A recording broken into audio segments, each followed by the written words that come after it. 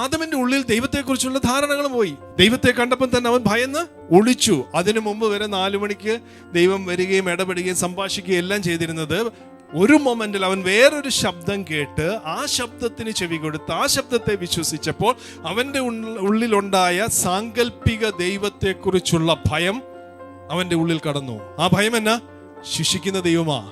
കാരണം ഇവൻ തെറ്റ് ചെയ്തു, തിന്നരുതെന്ന് പറഞ്ഞത് തിന്നു, അപ്പൊ ഇവനെ ദൈവം ശിക്ഷിക്കും. ആ ഭയം അവനെ കൊണ്ട് ഒളിപ്പിച്ചു. പിന്നെ അവനോട് ഞാൻ പറഞ്ഞ, നീ നഗ്നനാ. അവൻ അതിനു മുമ്പും നഗ്നനായിരുന്നു. പക്ഷെ ദൈവം ചോദിച്ചു, നിന്നോട് ആര് പറഞ്ഞു നീ നഗ്നനാന്ന്? ഏത് ശബ്ദമാണ് നീ കേട്ടത്? ഞാൻ നിന്നെ നഗ്നനെന്ന് വിളിച്ചിട്ടില്ല. ഞാനും നിന്നെയുമായിട്ടുള്ള ബന്ധത്തിൽ സകലവും നഗ്നവും മലർന്നവാ. നിന്നെ എനിക്ക് പൂർണ്ണമായിട്ട് അറിയാവുന്നതാ. പക്ഷെ നീ എന്തിനാ ഇപ്പൊ അത്തിയില കൊണ്ട് തുന്നി നീ മറച്ചേക്കുന്നേ? ഞാൻ നഗ്നനാ.